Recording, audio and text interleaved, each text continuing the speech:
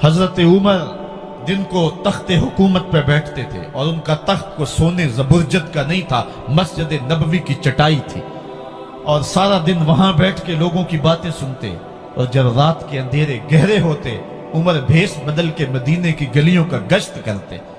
کہا تمہارے گھر سے دھواں نکل رہا ہے اور بچے رو رہے ہیں، ان کو کھانا کیوں نہیں دیتی؟ کہنے لگی عمر کی جان کو رو رہی۔ عمر کے پاؤں تلے سے زمین نکل گئی۔ کہا کیا ہوا؟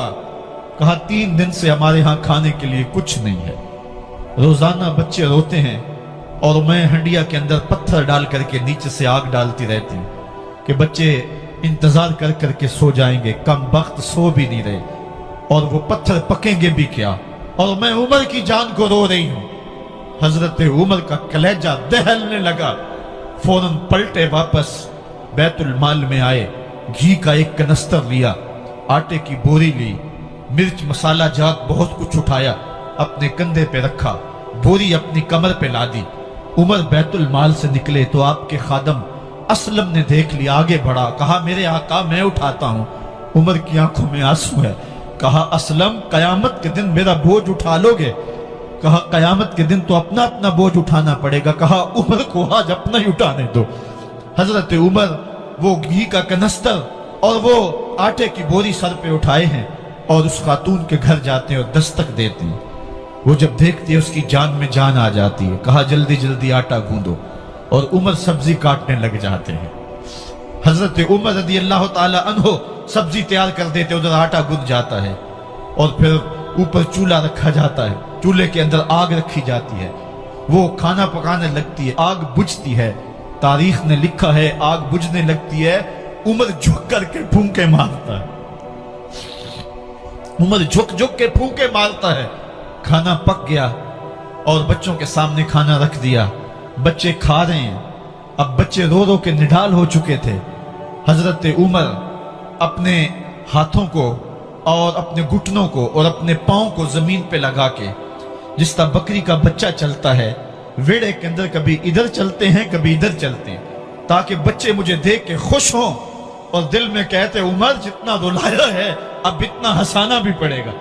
تو کبھی عمر امیر المومنین، یہ میں کسی آج کے جو ہے وہ لوگوں کے ووٹوں پہ منتخب ہونے والے حکمران کی کہانی نہیں سنا رہا، میں اس عمر کی کہانی سنا رہا ہوں جو 23 لاکھ مربع میل کا حکمران ہے، آدھی دنیا کا بادشاہ ہے۔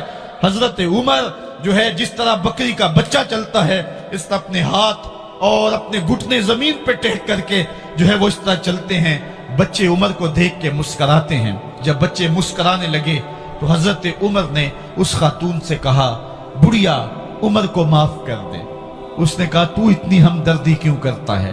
کہا عمر بیچارہ بڑا پھنسا ہوا ہے، فکر ہے اس کو یرموک و فسطاط و حلوان کی، جب فتح ہے مصر تو تیاری ہے ایران کی، آتے جاتے وفد سے ملاقات بھی کرتا ہوگا اور شب کو معلوم حالات بھی کرتا ہوگا، کانٹوں میں الجھی ہوئی بیچارے کی جان ہے، نیند اس کو بھی آتی ہے، آخر وہ انسان ہے، میری بہن عمر کو معاف کر دے۔